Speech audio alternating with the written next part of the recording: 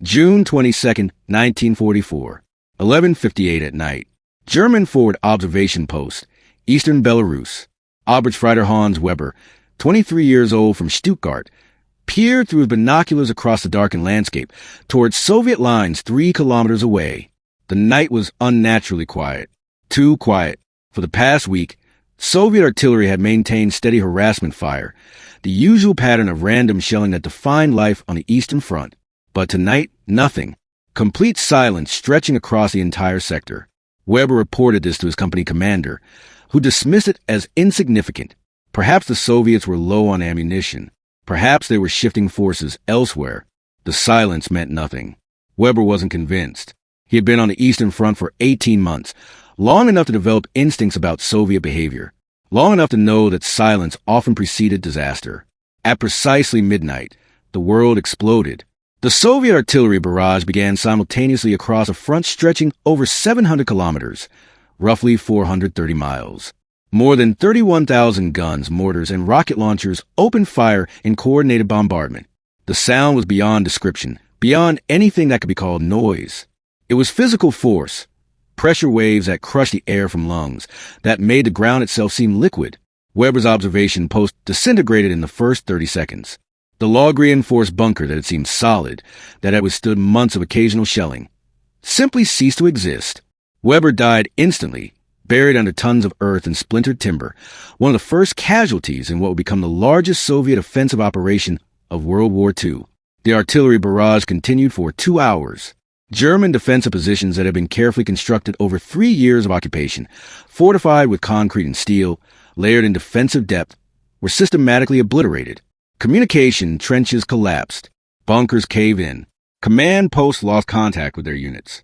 Soldiers who survived the bombardment emerged from shelters to find their positions unrecognizable, transformed into lunar landscapes of overlapping craters.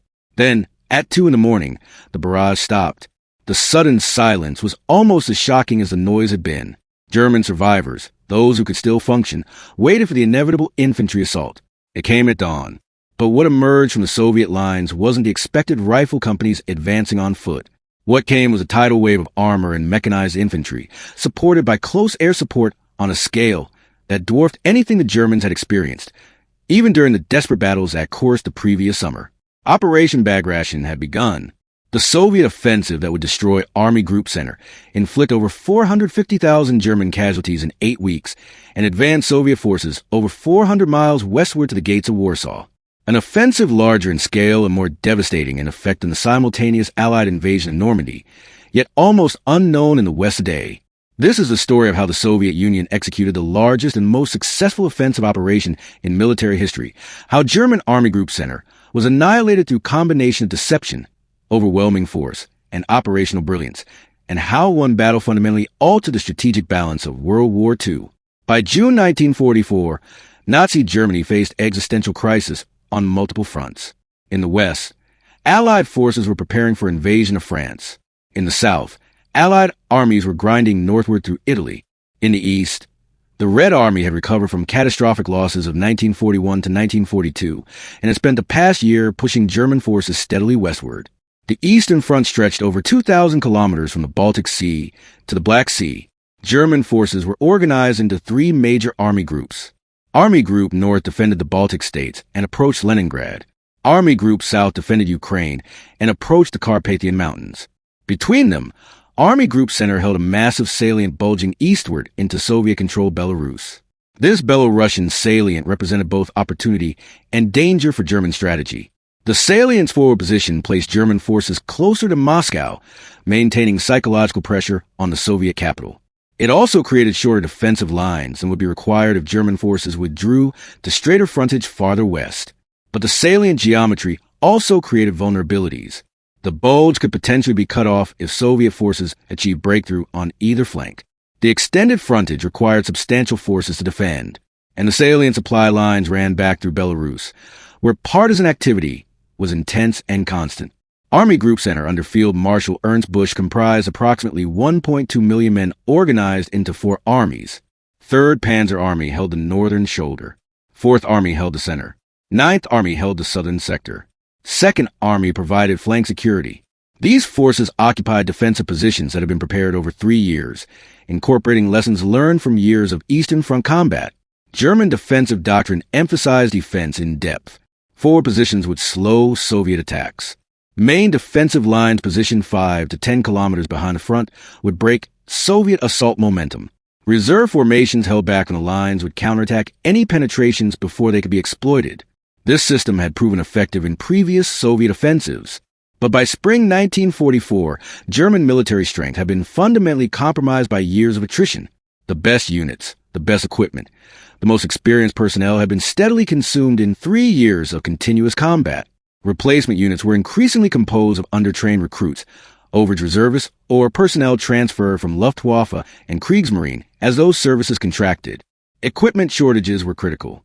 Panzer divisions that theoretically included hundreds of tanks often fielded 50 or fewer operational vehicles. Artillery battalions lacked ammunition for sustained operations. Infantry divisions were understrength, sometimes at 50% or less of authorized personnel. Fuel shortages limited mobility, even when vehicles were available.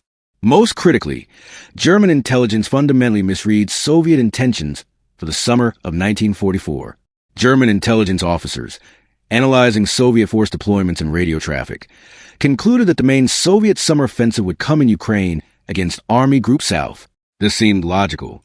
Ukraine held critical agricultural and industrial resources. The terrain favored mobile operations. Previous Soviet offensives had focused on the southern sectors. Based on this assessment, German High Command concentrated its strongest reserves, its best-equipped panzer divisions, its most capable commanders in the south. Army Group Center received lower priority for reinforcements and equipment. The thinking was that Army Group Center's mission was to hold defensive positions, while Army Group South conducted mobile defense in Ukraine. This assessment was catastrophically wrong. The Soviet High Command had no intention of attacking in Ukraine. The entire Soviet strategy for summer 1944 focused on destroying Army Group Center through massive offensive in Belarus.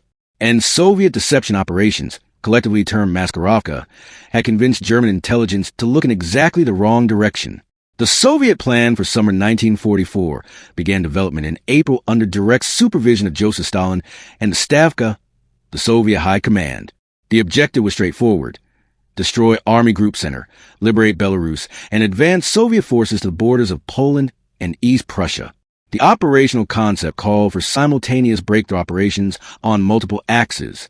For Soviet fronts, the Soviet term for army groups, would attack Army Group Center from multiple directions.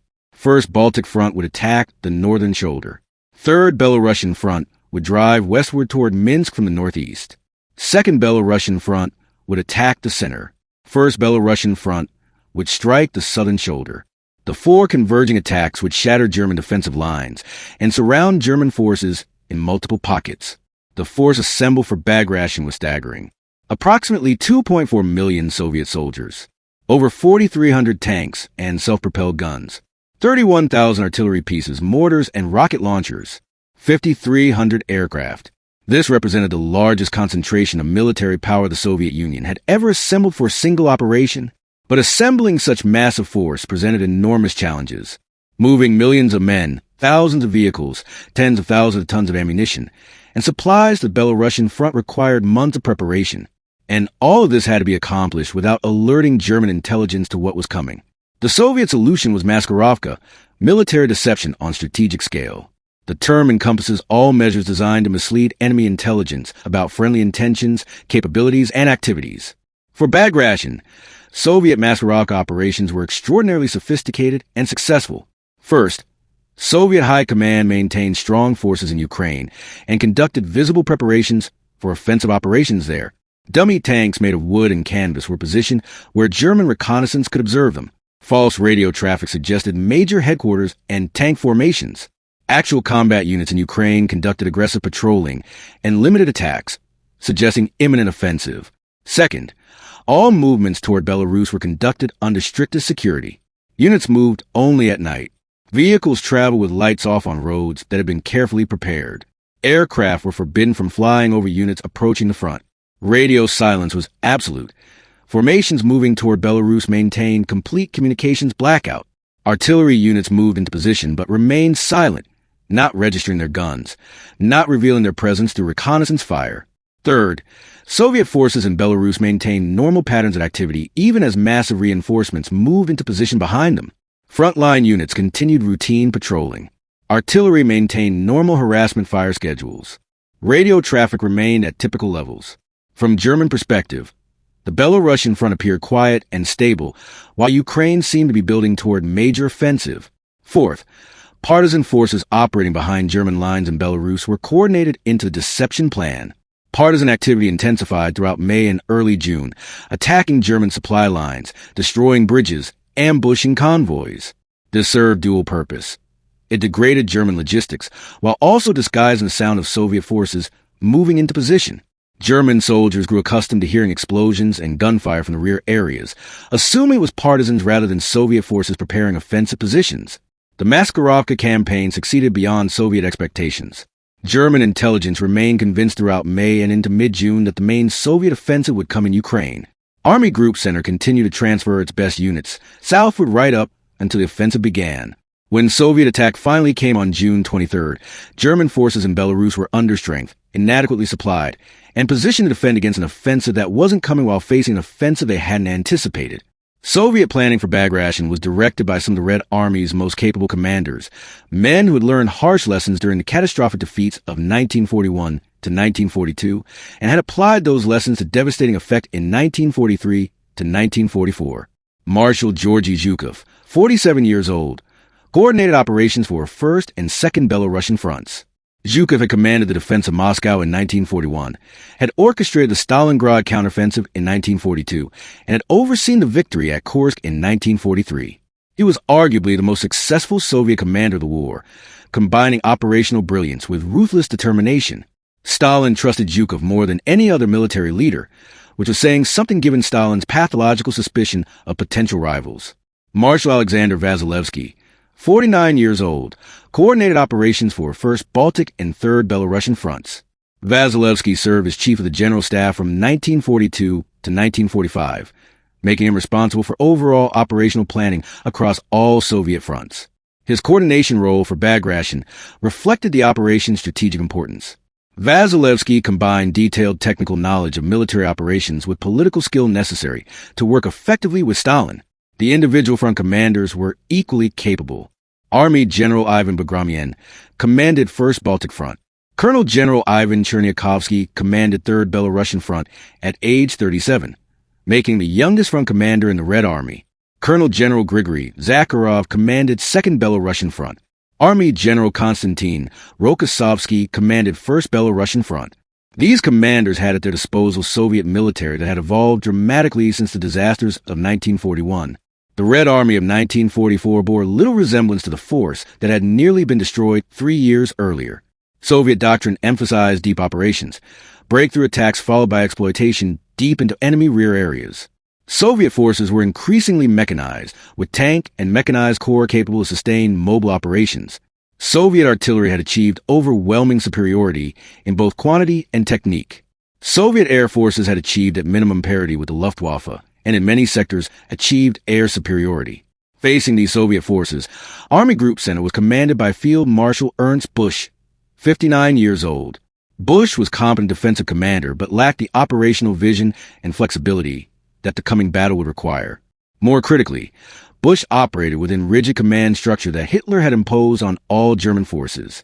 Commanders were forbidden from conducting voluntary withdrawals, even when tactically necessary. Units around it were ordered to hold in place rather than break out. This inflexibility would prove disastrous.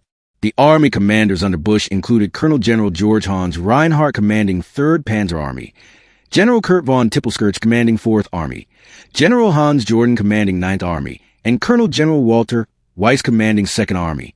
These were experienced Eastern Front commanders, but they commanded understrength forces with inadequate reserves and operated under command restrictions that prevented effective response to Soviet operational maneuver. The Soviet offensive opened June 23, 1944, with reconnaissance and force operations across the entire front. These weren't full-scale assaults, but probing attacks by reinforced rifle battalions supported by artillery and tanks. The purpose was to identify German defensive positions, locate strong points, and determine where German reserves were positioned. German forces, still reeling from the midnight artillery barrage, engaged these probing attacks with whatever forces remained operational. In many sectors, the reconnaissance battalions achieved local penetrations, breaking through forward German positions and forcing German commanders to commit reserves to contain them. These reconnaissance operations served another purpose. They create confusion about where the main Soviet attacks would come. German commanders, receiving reports of attacks across hundreds of kilometers of front, couldn't determine which were feints and which were actual breakthrough attempts. This uncertainty paralyzed German response for critical hours during the offensive's opening phase. The main Soviet attacks began June 24th at dawn, for separate breakthrough operations launched simultaneously against Army Group Center's front. The northern breakthrough targeted 3rd Panzer Army around Vitebsk. The northeastern breakthrough targeted 4th Army around Orsha and Mogilev. The central breakthrough targeted 4th Army around Bobruisk. The southern breakthrough targeted 9th Army around Rokossovsky. Each breakthrough operation followed similar pattern, refined through years of Soviet offensive experience. Initial artillery preparation lasting 2 to 3 hours. Combined arms assault by rifle divisions supported by tanks and self-propelled guns. Immediate commitment of mobile exploitation forces once breakthrough achieved. Continuous pressure without pause for consolidation. The artillery preparation phase demonstrated Soviet artillery doctrine at its most devastating. Soviet artillery planning divided the battlefield into killing zones with precisely calculated fire plans. Counter-battery fire suppressed German artillery. Destruction fire targeted German strong points and fortified positions. Harassment fire disrupted German command and control. The density of fire in breakthrough sectors reached 300 guns per kilometer of front, a gun every 3 meters delivering continuous bombardment. German defensive positions, regardless of how well constructed, couldn't withstand this level of firepower. Concrete bunkers collapsed under direct hits from heavy artillery. Trenches were obliterated. Communication lines were severed. Soldiers who survived the bombardment were often too stunned to offer effective resistance when Soviet infantry arrived. The combined arms assault phase showcased Soviet evolution in tactical operations. Infantry, tanks, artillery, and aviation operated in close coordination. Tank brigades advanced alongside rifle divisions, providing mobile firepower against German strong points. Self-propelled artillery pieces accompanied the assault waves, delivering direct fire against targets as they were encountered. Ground attack aircraft, primarily Il-2 Sturmovix, struck German positions immediately ahead of advancing troops, creating rolling barrage of bombs and rockets. German defensive doctrine called for counterattacks by reserve formations to seal any penetrations before they could be exploited. But Army Group Center's reserves were inadequate and poorly positioned. The deception campaign had convinced German high command to hold most reserves in Ukraine. The reserves that existed in Belarus were scattered across wide frontage rather than concentrated for counterattack. When Soviet breakthrough occurred in multiple sectors simultaneously, German reserves were insufficient to respond everywhere. The battle for Vitebsk demonstrated the Soviet operational concept at its most effective. Vitebsk was major German strong point on the northern shoulder of Army Group Center's position, defended by approximately 35,000 German soldiers from 5 divisions of 3rd Panzer Army. The Soviet plan called for pincer attack from north and south, cutting off Vitebsk and trapping its garrison. 1st Baltic Front attacked from the north, while 3rd Belarusian Front attacked from the south. The 2 pincers would meet west of Vitebsk, completing the encirclement. The northern pincer launched June 23rd, achieving immediate breakthrough of German forward positions. Soviet 6th Guards Army punched through 3rd Panzer Army's lines and began driving southwest toward Vitebsk. German counterattacks failed to halt the advance. By June 25th, Soviet forces had penetrated 40 kilometers beyond the initial breakthrough, threatening to cut Vitebsk off from the west. The southern pincer launched June 24th with equally devastating success. Soviet 39th Army broke through German defenses and drove northwest directly toward Vitebsk. German forces defending the city found themselves increasingly isolated as Soviet forces bypassed the city to east and west. Field Marshal Busch requested permission from Hitler to evacuate Vitebsk garrison before encirclement was completed. Hitler refused. Vitebsk was designated a Festung, fortress city, to be held regardless of cost. The garrison was ordered to defend in place until relieved. By June 26, the encirclement was complete. Soviet forces from north and south had linked up west of Vitebsk. Approximately 35,000 German soldiers were trapped in pocket approximately 15 kilometers across. German relief attempts failed to break through Soviet lines. The trapped garrison lacked supplies for prolonged defense. On June 27th, the garrison commander, Lieutenant General Friedrich Gallwitzer, defied Hitler's order and authorized breakout attempt. Approximately 8,000 German soldiers managed to fight their way through Soviet lines and escape westward. The remaining 27,000 were killed or captured over the next 48 hours. The destruction of Vitebsk garrison was strategically insignificant. 35,000 casualties barely registered in the larger context of Army Group Center's collapse. But the battle demonstrated Soviet operational capabilities and German command failures that would characterize the entire campaign. Soviet forces achieved rapid breakthrough, completed encirclement before German forces could react, and destroyed trapped forces before relief was possible. German command paralysis and Hitler's interference prevented rational response. While Vitebsk fell in the north, equally catastrophic German defeat unfolded at Orsha in the center of Army Group Center's front. Orsha was a major transportation hub where the main Moscow-Minsk highway crossed the Dnieper River. Its capture would open the direct route to Minsk. Soviet 11th Guards Army and 5th Army of 3rd Belarusian Front attacked German 4th Army positions, defending Orsha. The initial assault June 24th achieved breakthrough on both sides of the city. German forces defending Orsha found themselves in salient that Soviet forces were bypassing the north and south. German 4th Army commander requested permission to withdraw from Orsha before the city was cut off.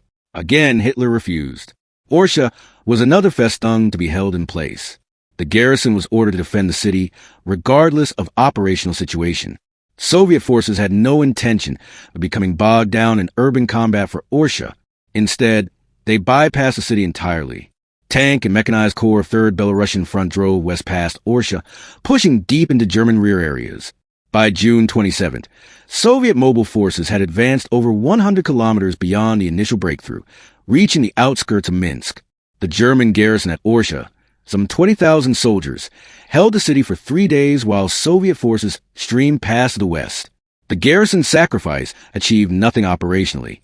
When Orsha finally fell June 27th, the survivors went into captivity, while Soviet exploitation forces were already approaching Minsk, over 200 kilometers to the west.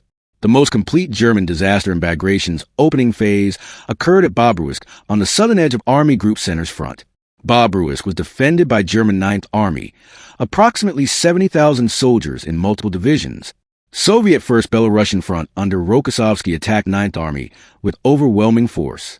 Soviet 3rd Army and 65th Army broke through German defenses north and south of Bobruisk simultaneously. Soviet tank and mechanized corps poured through the breaches, driving west and southwest to complete double envelopment. By June 27th, the encirclement was complete.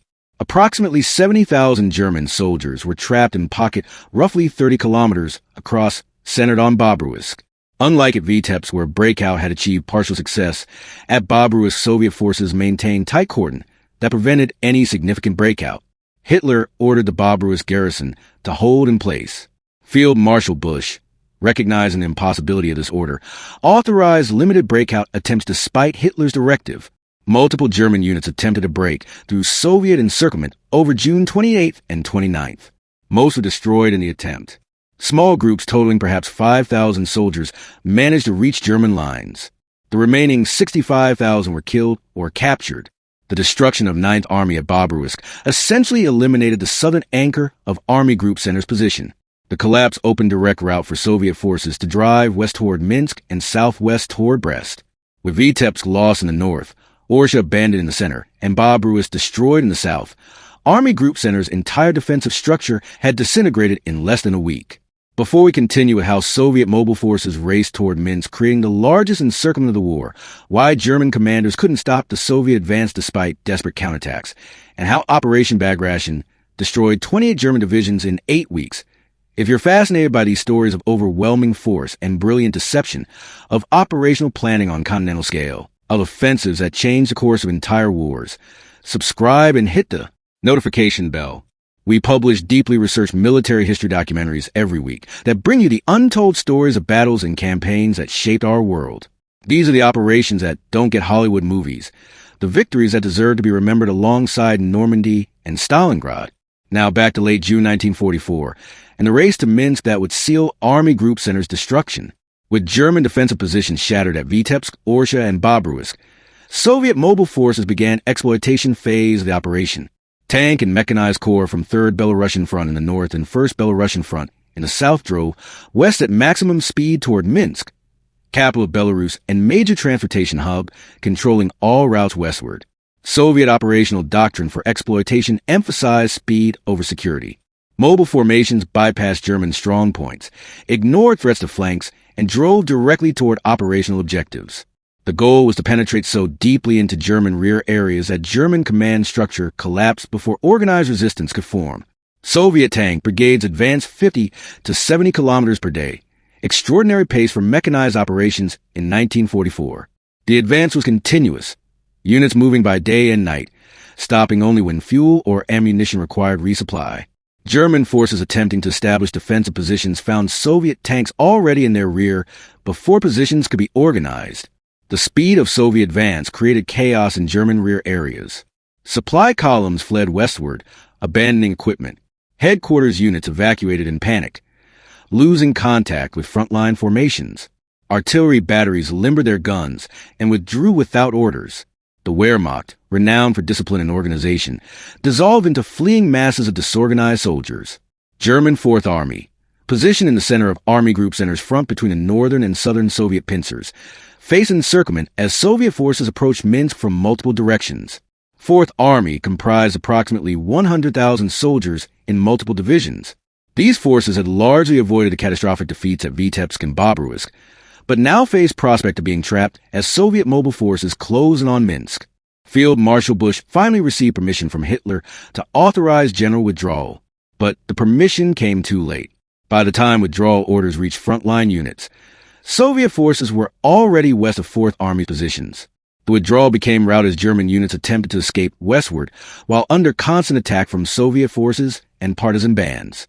On July 3, 1944, Soviet forces from 3rd Belarusian Front advancing from the northeast and 1st Belarusian Front advancing from the southeast met west of Minsk, completing the encirclement.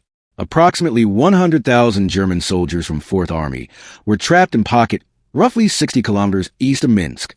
This Minsk pocket became the largest encirclement operation of World War II in terms of forces trapped.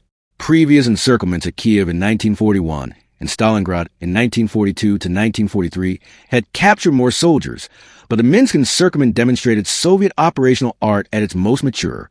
The pocket was created not through months of fighting, but through 10 days of mobile operations that penetrated over 200 kilometers into German rear areas.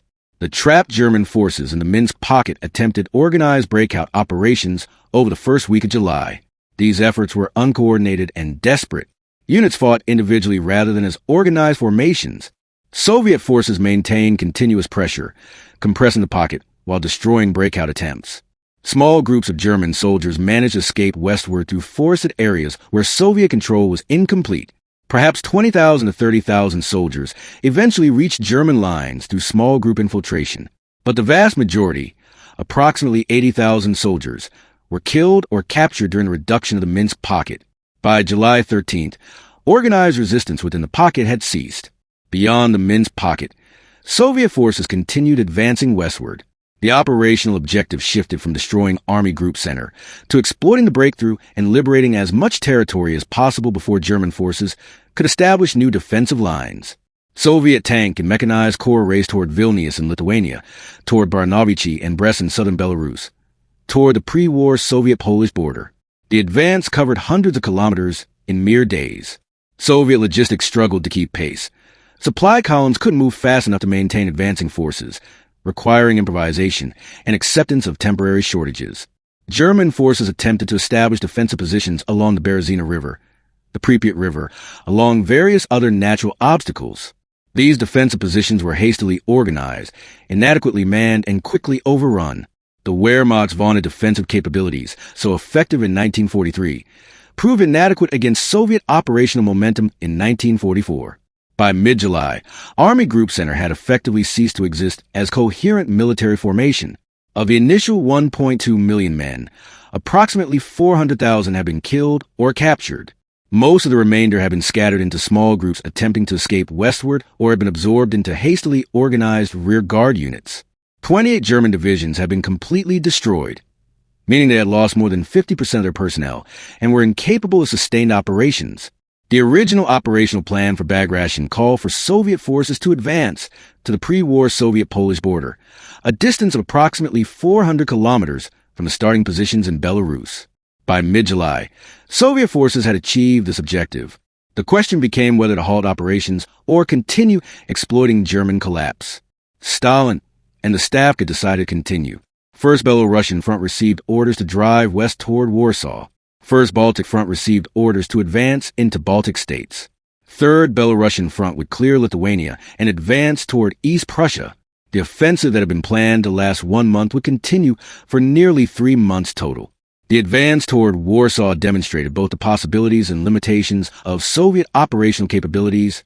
In 1944, Soviet Tank Corps reached the Vistula River on the eastern outskirts of Warsaw by late July, an advance of over 500 kilometers from starting positions. But the advance had outrun Soviet logistics. Tank brigades were operating on captured fuel. Infantry divisions were marching on foot hundreds of kilometers behind the armored spearheads. Artillery support was minimal due to ammunition shortages. German forces, reinforced with units transferred from other sectors and with formations cobbled together from scattered survivors, established defensive positions along the Vistula. The German defense wasn't strong by previous standards, but it was sufficient to halt Soviet forces that had advanced to the limits of operational endurance. The Soviet advance stalled on the Vistula in early August. This halt has remained controversial because it coincided with the Warsaw Uprising, the Polish resistance movement's attempt to liberate Warsaw before Soviet forces arrived. Soviet forces on the Vistula's eastern bank could observe German forces crushing the uprising but did not intervene. Whether Soviet forces were operationally incapable of continuing offensive or whether Stalin deliberately allowed Germans to destroy Polish resistance remains debated. In the Baltic states, Soviet advances achieved more limited success. German Army Group North conducted skillful fighting withdrawal through Latvia and Estonia, avoiding encirclement while inflicting casualties on pursuing Soviet forces. By late August, German forces had established offensive positions along a line from Riga to the Estonian border. Operation Bagration officially concluded August 19, 1944, 58 days after it began. Soviet forces had advanced between 400 and 600 kilometers depending on sector. They had inflicted catastrophic losses on German forces. They had liberated Belarus and significant portions of Poland and Lithuania. The operation achieved every objective set by Soviet planning and exceeded those objectives through successful exploitation. Operation Bagration's casualty figures remain subject to historical debate, but general consensus provides these estimates. German forces suffered approximately 450,000 of 500,000 total casualties. This included approximately 200,000 killed or missing and 250,000 captured. 28 divisions were completely destroyed. Multiple additional divisions were rendered combat ineffective.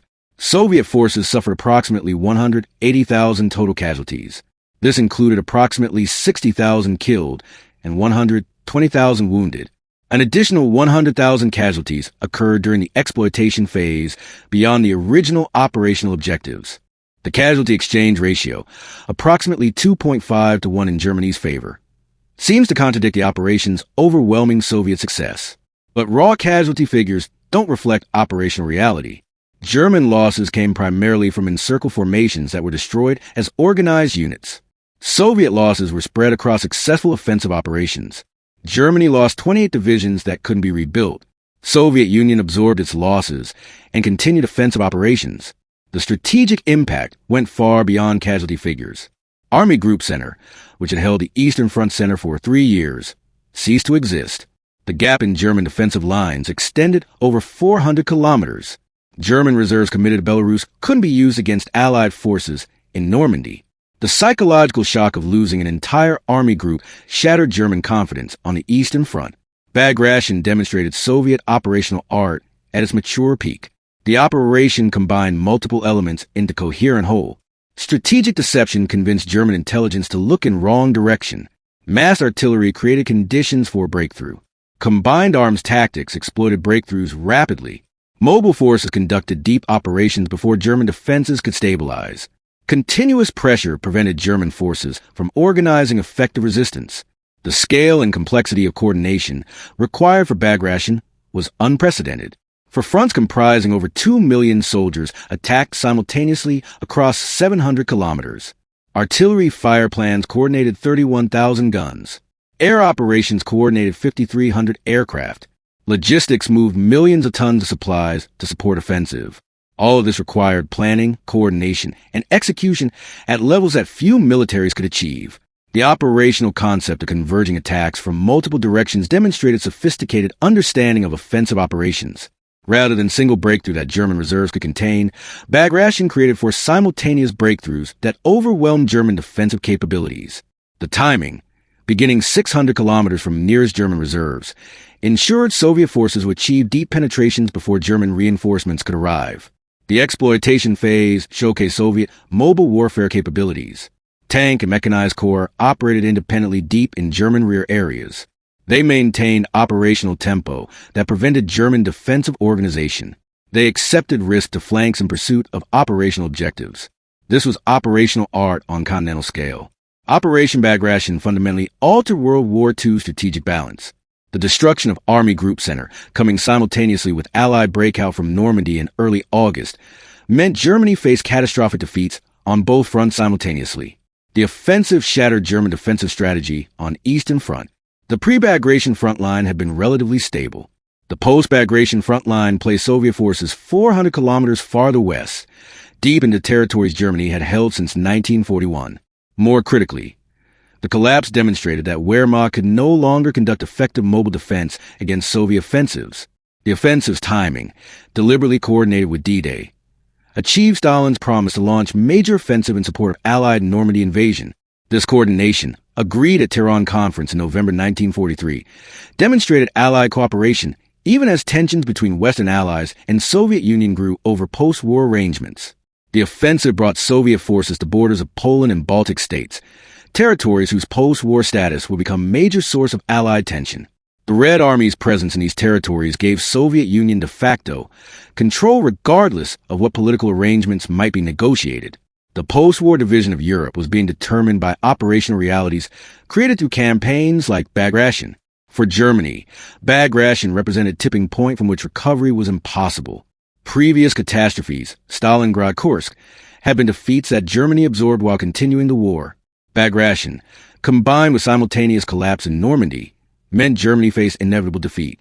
The question wasn't whether Germany would lose, but how long the war would continue, and how many more casualties would be suffered.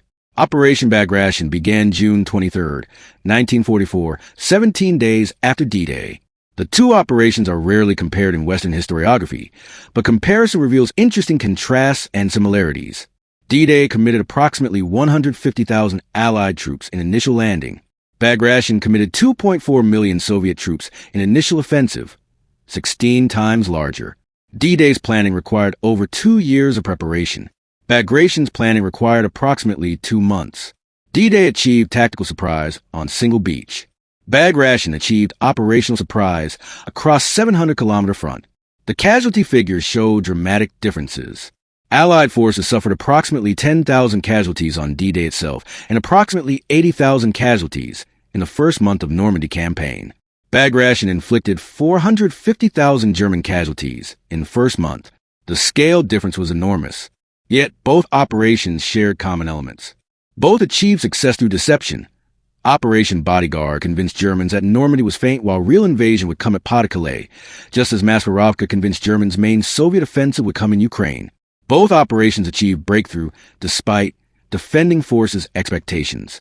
Both operations created conditions for exploitation that advanced Allied positions substantially. The difference in Western historical consciousness is striking. D-Day is extensively documented, widely taught, repeatedly commemorated. Bagration is barely mentioned in Western education, despite being larger in scale and more devastating in effect.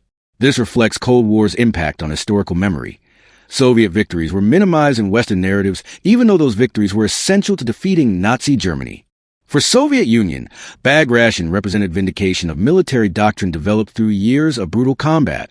The operational concepts that had failed catastrophically in 1941, deep operations, mobile warfare, combined arms coordination, had by 1944 matured into devastating effectiveness. Soviet commanders who survived purges and early war defeats had learned through experience. They understood operational art at levels few military establishments achieved. They could plan and execute operations involving millions of soldiers across continental distances. The learning curve had been paid for with millions of casualties, but by 1944 the Red Army had become war-winning instrument. For Soviet soldiers, Bagration meant liberation of homeland territory occupied since 1941. Belarus had suffered under German occupation for 3 years. The population had experienced extraordinary brutality, including mass executions, forced labor, and destruction of villages. Soviet forces advancing through Belarus discovered the scale of German occupation policies firsthand. The cost of victory remained enormous. 180,000 Soviet casualties in Bagration's main phase. Additional hundreds of thousands in subsequent operations. The Soviet Union continued absorbing casualties at rates that would have been unacceptable to Western democracies. But for Soviet leadership, casualties were acceptable if they achieved operational objectives. Military historians studying Bagration have identified multiple factors explaining Soviet success. The deception campaign ranks among most successful strategic deceptions in military history. The artillery preparation represented pinnacle of Soviet artillery doctrine. The combined arms tactics showed mature understanding of modern warfare.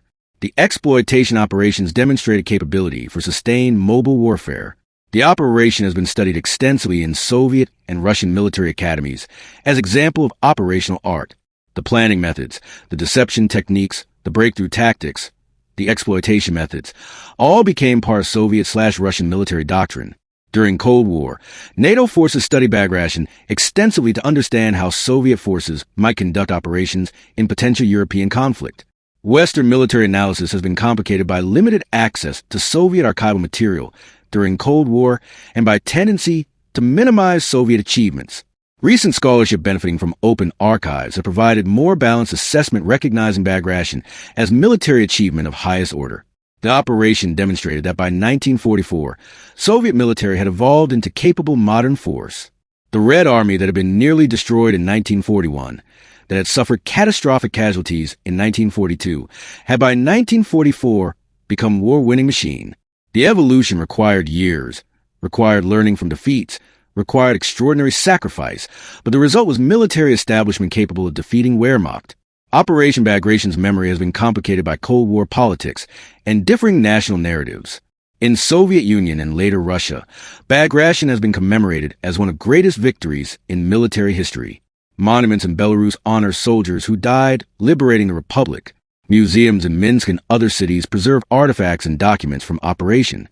In Western countries, Bagration remains little known despite its scale and significance. Western World War II narratives focus on D-Day, Battle of Bulge, and other operations involving Western Allied forces. Soviet operations, despite their enormous scale and decisive impact on war's outcome, receive limited attention in Western education and popular culture. In Germany, Bagration represents part of Wehrmacht's collapse in 1944. German historiography has struggled to address Eastern Front honestly given atrocities committed during invasion and occupation. The tendency has been to portray Wehrmacht as victim of overwhelming Soviet force rather than examining German strategic, operational, and moral failures. Belarusian perspective emphasizes liberation from occupation and suffering during 3 years of German control. The partisan movement's contribution receives particular emphasis. The victory is celebrated, but context includes enormous civilian casualties and destruction experienced during occupation. Wehrmacht never expected 2.3 million Soviets to attack across 4 fronts in Belarus because German intelligence had been successfully deceived into expecting offensive in Ukraine. The Maskirovka campaign convinced German high command position reserves far from where Soviet offensive would come. The result was destruction of Army Group Center, loss of 28 German divisions, 450,000 German casualties, and Soviet advance of over 400 kilometers in 8 weeks. Operation Bagration achieved operational success at scale rarely seen in military history. The operation demonstrated Soviet operational art at its mature peak. The planning, the deception, the coordination, the execution all showed military establishment that had evolved from catastrophic defeats of 1941 to 1942 to devastating victories of 1944. The Red Army that conducted Bagration was fundamentally different force from one that had nearly been destroyed 3 years earlier. For World War II strategic situation, Bagration was decisive. Combined with simultaneous Allied successes in Normandy, the operation ensured Germany faced inevitable defeat. The question after Bagration wasn't whether Allies would win, but how long Germany would continue fighting, and how many more casualties all sides would suffer. The operation receives insufficient attention in Western historical consciousness, despite being larger and more consequential than many better-known battles. The scale: 2.4 million attacking soldiers, 700-kilometer front for simultaneous breakthrough operations, exceeded most other operations of the war. The results: destruction of entire army group, liberation of occupied territory, advance placing Soviet forces on approaches to Germany. Fundamentally altered the war's strategic balance. From Stalin's Kremlin to Hitler's headquarters to frontline soldiers dying in Belarusian forests, Operation Bagration shaped World War II's outcome as decisively as any campaign. The offensive that began June 23, 1944, would end with Soviet forces on Vistula threatening Germany itself. The offensive Wehrmacht never expected became the offensive that sealed Nazi Germany's fate. 28 divisions destroyed, 450,000 casualties, 400 kilometers advanced, Belarus liberated, Warsaw approached, East Prussia threatened. Operation Bagration, the Soviet offensive that proved overwhelming force combined with operational brilliance, could destroy even the Wehrmacht at the height of its defensive capabilities.